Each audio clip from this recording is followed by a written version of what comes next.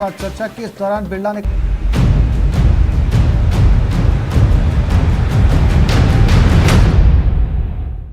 स्वागत है आप सभी का। आपके साथ मैं हूं स्वप्निल। अफगानिस्तान पर कब्जे और अमेरिकी सैनिकों की वापसी के बाद तालिबानियों ने नई सरकार बनाने की कवायद तेज कर दी है। तालिबानी ये साफ कर चुके हैं कि नई सरकार शरिया कानूनों के तहत ही शासन चलाएगी। हालांकि सरकार में कौन कौन होगा, किसको कौन सा मंत्रालय मिलेगा, उस पर अभी सस्पेंस है। लेकिन सरकार बनने से पहले ही तालिबान में अंदरूनी घमासान की खबरें हैं कि तालिबानी नेताओं के बीच शासन की कमान को वर्चस्व की जंग शुरू हो गई है। उधर तालिबानियों को मोहरा बनाकर कश्मीर एजेंडे को आगे बढ़ाने के पाकिस्तान के मिशन को तालिबानियों ने जोरदार झटका दिया है और साफ कर दिया है कि कश्मीर भारत का आंतरिक मसला है। तो चलिए देखते हैं स्पेशल रिपोर्ट।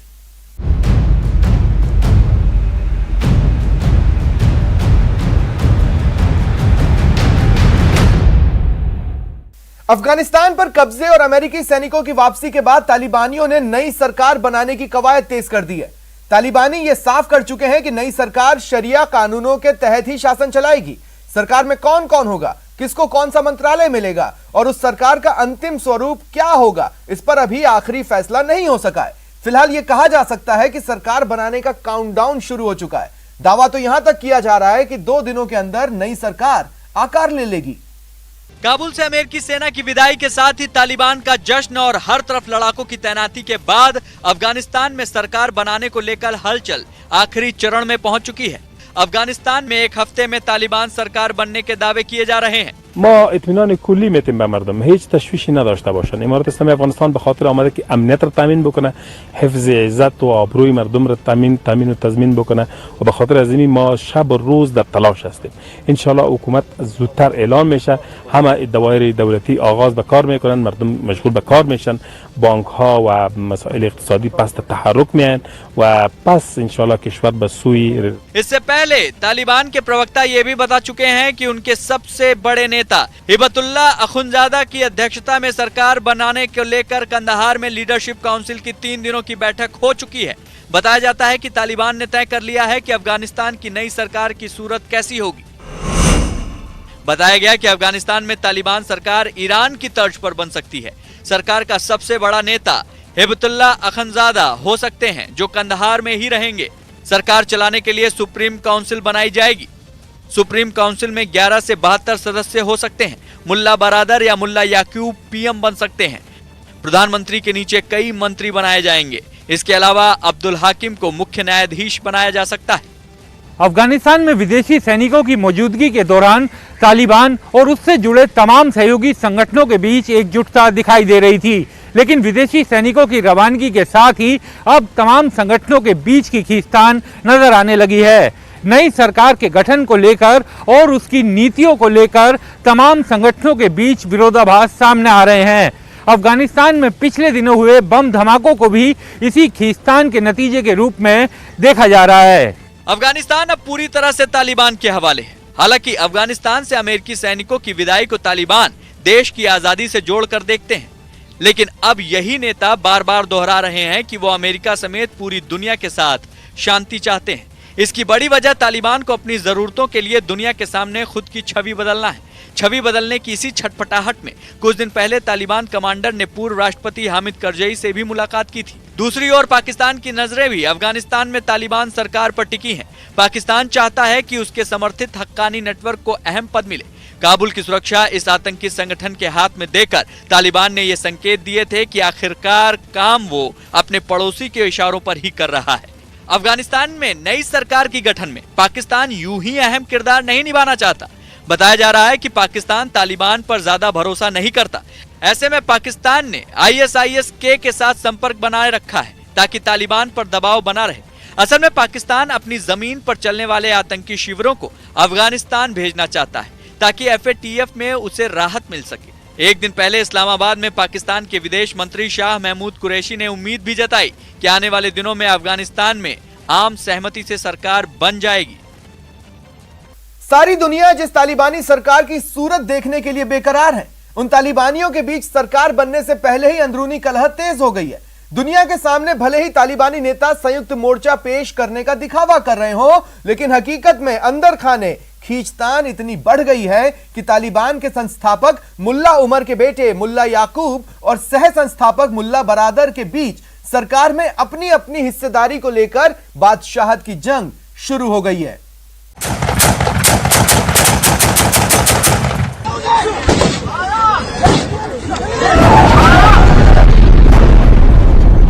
हर वक्त बारूद बरसाने का भरपूर इंतजाम कंधे पर लेकर चलने वाले तालिबान अब सत्ता के पायदान तक पहुंच गए हैं। कंदहार से काबुल तक उनका कब्जा है, लेकिन अमेरिकी फौज से अफगानिस्तान को आजाद कराने के बाद अब उनके सामने सबसे बड़ी चुनौती है अंदरूनी गुटबाजी और टकराव को रोकना।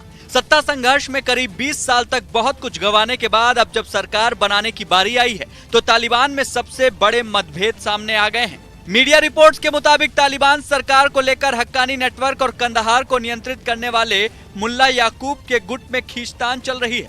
तालिबान नेता इस बात से चिंतित हैं कि कंदहार का अफगान समर्थक गुट और हक्कानी का पाकिस्तान समर्थक गुट आमने सामने हो सकते हैं। दावा किया जा रहा है कि अफगानिस्तान में सरकार बनाने को लेकर याकूब और हक्कानी गुट में फूट पड़ गई है। सरकार में अपने अपने गुट के लोगों को खास महत्व देने के लिए इस मुद्दे पर यह अंदरूनी टकराव हो रहा है। दरअसल मुल्ला उमर का बेटा मुल्ला याकूब कैबिनेट में सेना से जुड़े लोगों को रखना चाहता है, वहीं मुल्ला बरादर सेना के लोगों को कैबिनेट से दूर रखने के पक्ष में है। याकूब गुट पाकिस्तान समर्थक गुटों पर भरोसा करता है, जबकि मुल्ला बरादर पाकिस्तान समर्थक गुटों पर आंख बंद करके भरोसा नहीं करता। याकूब गुट को आईएसआई का पूरा समर्थन हासिल है, जबकि मुल्ला बरादर गुट आईएसआई और पाकिस्तानी सेना से बहुत ज्यादा करीबी नहीं जाहिर करता। काबुल से जो मीडिया रिपोर्ट आ रही है उसके मुताबिक तालिबान की सैन्य इकाई के प्रमुख मुल्ला याकूब ने कहा है कि दोहा में जो लोग ऐशो आराम की जिंदगी जी रहे थे वह नीति निर्धारण नहीं कर सकते नियम और कानून का। गौरतलब है कि मुल्ला बिरादर और स्थानिक जई ही दोहा में रहकर ब्रिटेन और अमेरिका के अधिकारियों से बातचीत कर रहे थे, और अब ये भी खबर आ रही है कि स्थानिक जई और मुल्ला बिरादर एक और है और दूसरी ओर मुल्ला याकूब है और उन दोनों के बीच टकराव है। तालिबान का हक्कानी नेटवर्क दरअसल एक ऐसा आतंकी कारखाना है जिसे पाकिस्तानी आईएसआई और सेना से हर तरह की मदद मिलती है। तालिबान के हक्कानी नेटवर्क की वजह से ही अमेरिका समेत एफएटीएफ ने पाकिस्तान पर भी कई तरह की आर्थिक पाबंदियां लगाई थी।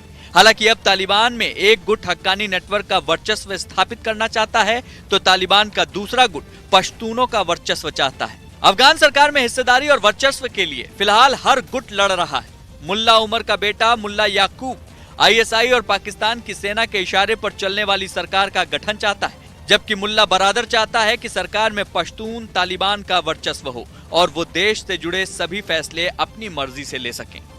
काबुल से अमेरिकी सेना के आखिरी विमान की उड़ान भरते ही अमेरिका का अफगानिस्तान में चला 20 सालों का अभियान भी खत्म हो गया। उसके ठीक 24 घंटे बाद दुनिया के सामने आकर अमेरिकी राष्ट्रपति जो बाइडेन ने एक बार फिर अमेरिकी सैनिकों की वापसी के फैसले को पूरी तरह सही ठहराया, लेकिन यह चेतावनी भी दे डाली कि अगर आतंकी खतरा बढ़ेगा तो उन्हें खत्म करने के लिए उसके ड्रोन तैयार हैं। 20 साल तक चली एक हारी हुई जंग के बाद खूनी हालात में अमेरिकी सेनाएं अफगानिस्तान छोड़ चुकी हैं। यह अमेरिकी इतिहास की सबसे लंबी, खर्चीली और सैनिकों की जान लेने वाली जंग रही है। लेकिन जिस तरीके से ये जंग अमेरिकी राष्ट्रपति जो बाइडेन के कार्यकाल में खत्म हुई है, उससे उनके फैसलों पर कई सवाल खड़े कर दिए गए हैं। यही वजह रही कि अफगानिस्तान छोड़ने के 24 घंटे बाद जो बाइडेन ने देश के नाम संबोधन दिया और अपने फैसले को सही फैसला करार दिया। I take responsibility for the decision. Now some say we should have started mass evacuation sooner. And couldn't this have been done in a more orderly manner? Joe Biden ने अपने संबोधन में अपने मिशन को कामयाब बताया और अफगानिस्तान में 20 साल तक शांति बनाए रखने का दावा किया। उन्होंने दावा किया कि अमेरिका ने अब तक करीब 1.25 लाख लोगों को काबुल से बाहर निकाला। बाइडेन ने लोगों को काबुल से बचाकर निकालने के अभियान को ऐतिहासिक अभियान करार दिया। We completed one of the biggest airlifts in history, with more than 120,000 people evacuated to safety. That number is more than double what most experts thought were possible. No nation has ever done anything like it in all of history. Only the United States had the capacity and the will and the ability to do it, and we did it today. America के अफगानिस्तान छोड़ने के बाद वहां के हालात दिनों दिन बिगड़ते जा रहे हैं। वहां आतंक का साया गहराता जा रहा है और तालिबान के जुल्म बढ़ते जा रहे हैं, जिसमें सिर्फ मासूम जनता ही पिस रही है। यही वजह है कि बाइडेन निशाने पर आ गए, लेकिन अपने संबोधन में उन्होंने अफगानिस्तान में मौजूदा हालात के लिए वहां के निर्वासित राष्ट्रपति अशरफ गनी को देश छोड़कर भाग जाने को जिम्मेदार बता दिया। असल में 2001 में जिस अलकायदा की तलाश में अमेरिका अफगानिस्तान पहुंचा था, 20 साल बाद वही अफगानिस्तान अमेरिका के लिए सिर दर्द बन गया। तालिबान ने जिस तेजी से पूरे अफगानिस्तान पे कब्जा किया और इसके बाद अमेरिकी हथियार और गोला बारूद पे कब्जा जमाया और फिर काबुल एयरपोर्ट पर आत्मघाती हमले हुए, उसके बाद पूरी दुनिया में जो बाइडेन सरकार की आलोचना हो रही है। इसके अलावा अमेरिका ने अपने 13 सैनिकों को भी खोया और अब अमेरिका को आशंका है कि कहीं अफगानिस्तान की जमीन का इस्तेमाल आतंकवाद के लिए दोबारा न हो। अमेरिका के लिए अफगानिस्तान एक ऐसा दलदल साबित हुआ जहां उसने अपनी दौलत भी खोई और अपने सैनिक भी। यही वजह है कि जो बाइडेन ने अपने संबोधन में आतंकवादियों के खात्मे का वादा भी दोहराया। And for anyone who gets the wrong idea, let me say clearly, to those who wish America harm, to those who engage in terrorism against us or our allies, know this: the United States will never rest. We will not forgive, we will not forget. We will hunt you down to the ends of the earth and you will pay the ultimate price. Afghanistan छोड़ने का America का फैसला आलोचनाओं के घेरे में आया तो तालिबान ने उसका फायदा उठाने में देर नहीं की। अमेरिकी सेना की वापसी को तालिबान ने अपनी जीत और अमेरिका की हार की तरह प्रोजेक्ट कर दिया। ऐसे में अमेरिका ने भी अपने तीखे तेवर दिखाए। पेंटागन के प्रेस सचिव जॉन किर्बी ने तालिबान को दो टूक कह दिया कि भले ही उनकी सेना अफगानिस्तान में मौजूद न हो, लेकिन जरूरत पड़ने पर ड्रोन हमलों से जवाब दिया जाएगा। अभी हमारा आकलन है कि आतंकवाद का खतरा अब अफगानिस्तान से बाहर दूसरी जगहों पर फैल गया है। उदाहरण के लिए एशिया, यूरोप और खासकर उत्तर अफ्रीका। इसलिए हमें उन क्षेत्रों पर भी ध्यान देना होगा। हम इस बात का आकलन नहीं करते हैं कि इस समय अफगानिस्तान से निकलने वाली हमारी राष्ट्रीय सुरक्षा को कोई बड़ा खतरा है, लेकिन हम यहाँ अपना हाथ नहीं खड़ा करने जा रहे। हम इससे नजरें हटाने वाले नहीं हैं। आसमान में हम बहुत मजबूत हैं। हमें जब और जहां जरूरत होगी हम उनका उपयोग करना जारी रखेंगे। जो बाइडेन ने अफगानिस्तान से अपनी सेना की वापसी को एक लंबी जंग का अंत बताया। बाइडेन ने अपने देश के लोगों को यह बताने की कोशिश भी की कि उनका फैसला देश हित में रहा, लेकिन अफगानिस्तान में अमेरिका का 20 साल का वक्त उसके इतिहास का कभी न भुलाया जा सकने वाला चैप्टर बन गया है। और यहां रुकेंगे एक छोटे से ब्रेक के लिए, कहीं जाइएगा नहीं, जल्द हाजिर हो रहे हैं।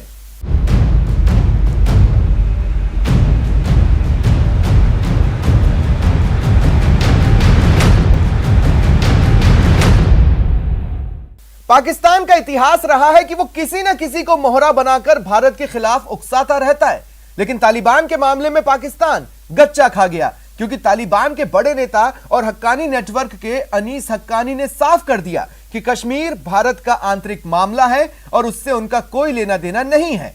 न्यूज 18 ने उन भारत से सरोकार रखने वाले तमाम मुद्दों पर अनीस हक्कानी से बात की।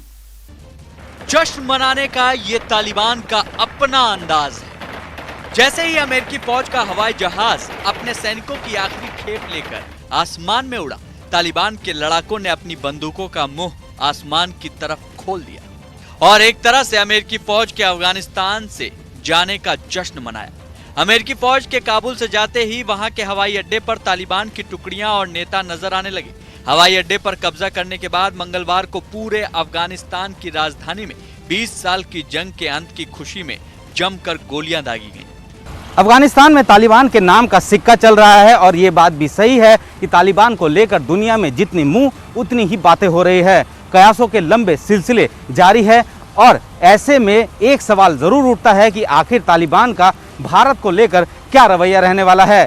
तमाम अफवाहों के बीच अगर इस सवाल का कोई जवाब दे सकता है तो वो सिर्फ तालिबान का नेता ही दे सकता है। काबुल पर कब्जे के बाद तालिबान के टॉप लीडर और हक्कानी नेटवर्क के नेता अनस हक्कानी अफगानिस्तान की राजधानी काबुल में ही है। दावा किया जा रहा है कि अफगानिस्तान में नई सरकार बनने के सिलसिले में जो बातचीत के दौर चल रहे हैं उनमें अनस हक्कानी भी शामिल है। अफगानिस्तान में तेजी से बदलते हालात पर भारत की भी नजर है, लिहाजा न्यूज 18 ने तालिबान के टॉप नेता अनस हक्कानी से बातचीत की। मेरा पहला सवाल आपसे यही है कि 20 साल बाद फिर से तालिबान अफगानिस्तान पर काबिज है। बात अब अमन की है, बात अब स्टेबिलिटी की है। आपको क्या लगता है आगे क्या होगा? बिस्मिल्लाहिर्रहमानिर्रहीम। ये खुदा का एक बड़ा इनाम है जो हमारे ऊपर उसने हमको दे दिया, अता कर दिया। हमने इस इनाम के लिए, हमने इस हदफ के लिए 20 साल जद्दोजहद कोशिश कर दिया। हमारे लिए बहुत खुशी का दिन है, हमारे आज़ादी का दिन है, हमारे सब लोगों के लिए, सब लोग इस पर बहुत खुश हैं। इंशाल्लाह और भी अच्छे और इसके लिए अच्छे दिन आएंगे। अफगानिस्तान से अमेरिकी सेना की वापसी के बाद तालिबान सरकार के गठन को लेकर क्या है प्लानिंग और दुनिया के देशों के साथ कैसे रिश्ते रखना चाहते हैं, इन सवालों के बीच इस बात की भी चर्चा गर्म है कि कश्मीर को लेकर तालिबान का क्या रुख रहने वाला है। हक्कानी नेटवर्क को और आपको पाकिस्तान का बहुत करीबी माना जाता है। पाकिस्तान जम्मू एंड कश्मीर में खलल कर रहा है, कश्मीर ही उसके लिए एक मुद्दा है। मेरा सवाल आपसे यह है कि आप के लिए क्या कश्मीर मुद्दा है? क्या आप जम्मू कश्मीर में दखल करेंगे, पाकिस्तान के प्रॉक्सी वॉर की मदद करेंगे? ये भी एक तबलीगाती प्रोपागेंडा के लड़ाई झगड़े का एक जुज़ ऐसा है कि लोग कहते हैं कि तो पाकिस्तान और दूसरे के साथ ताल्लुकात है। और हमारे जो मालूमात है इस 20 साल में आपकी जो मीडिया है, इंडिया इसमें भी एक बहुत काम कर दिया लोगों की ज़हनियत को खराब करने में। ये बड़े अफसोस की बात है। भारत से ताल्लुकात के बारे में अनस हक्कानी का जवाब साफ था। अब मैं आपसे जानना चाहता हूं कि भारत के साथ हक्कानी ग्रुप का, आपका और फिर तालिबान का कैसा रुख होगा? नहीं, पहले हक्कानी नेटवर्क के नाम से कोई चीज नहीं है इधर था। सब एक इमारत है और इमारत इस्लामी सारे ममालिक के साथ अच्छे से पॉजिटिव ताल्लुकात के खैरख्वाह है, पॉजिटिव और अच्छे ताल्लुकात चाह रहे हैं। और उसमें जो 20 साल हमारे जो मुखालिफ टूर्नामेंट था, हमारे जो मुकाबले में खड़ा था, उसके साथ उसने सिक्योरिटी और सिक्योरिटी मिलिट्री साइड में बहुत उसके साथ हेल्प कर दिया, तो उसने चीज के मुख्तर कर दिया। इसके बाद हम पुराने बात को हम याद नहीं करेंगे, लेकिन हमारे इरादा है कि हम सारे और सब ममालिक पाकिस्तान शमूल सबके साथ अच्छे ताल्लुकात कर पाए। भारत से इतने बेहतरीन ताल्लुक बनाने की वकालत कर रहे अनस हक्कानी के मुंह से यारी, दोस्ती और अच्छे ताल्लुकात की बातें बेहद चौंकाती हैं और हैरानी तब और बढ़ जाती है जब हम अनस हक्कानी के अतीत पर नजर डालते हैं। अब आपको बताते हैं कि आखिर अनस हक्कानी कौन है। अनस हक्कानी पाकिस्तानी नागरिक है और हक्कानी नेटवर्क का मुखिया भी है। पाकिस्तान की खुफिया एजेंसी ISI और तालिबान के साथ हक्कानी नेटवर्क का रिश्ता काफी पुराना है। असल में अनस के पिता जलालुद्दीन ने ही हक्कानी नेटवर्क बनाया था और उसके भाई सिराजुद्दीन के पास इस नेटवर्क की कमान है। ये बात पूरी तरह से साफ है कि अफगानिस्तान से लेकर पाकिस्तान तक कई आतंकी हमलों में हक्कानी नेटवर्क का हाथ रहा है। असल में हक्कानी नेटवर्क को हथियारों की सप्लाई ISI की तरफ से होती है, लिहाजा ये कहना गलत नहीं है कि इस नेटवर्क के जरिए ISI की अफगानिस्तान में सीधी दखल हो जाती है। अफगानिस्तान में तालिबान के कब्जे के बाद एक सवाल पूरे भारत को परेशान कर रहा है और वो ये कि अफगानिस्तान को तरक्की के रास्ते पर ले जाने में भारत ने कई प्रोजेक्ट चलाए हैं। ऐसे में भारत के हित का सवाल बड़ा हो जाता है कि भारत का अफगानिस्तान में बहुत ज्यादा इन्वेस्टमेंट है, बहुत सारे डेवलपमेंट प्रोजेक्ट्स है, कम से कम 500 डेवलपमेंट प्रोजेक्ट्स है, इसमें से कई सारे पेंडिंग हैं, कुछ पूरे हो चुके हैं। अगर भारत वहां आकर इन प्रोजेक्ट्स को कंप्लीट करना चाहता है तो क्या आप इसके लिए भारत की मदद करेंगे, इसकी इजाजत देंगे, ये होने देंगे? ये आने वाले दिनों में इंशाल्लाह इसको मालूमाती हो जाए। जो आज कल कौन सी पॉलिसी है हम उससे जानते समझते। जो काम मिल्लत और लोगों के लिए खैर के बिना पर किसी ममलिकत ने जो किया है, हम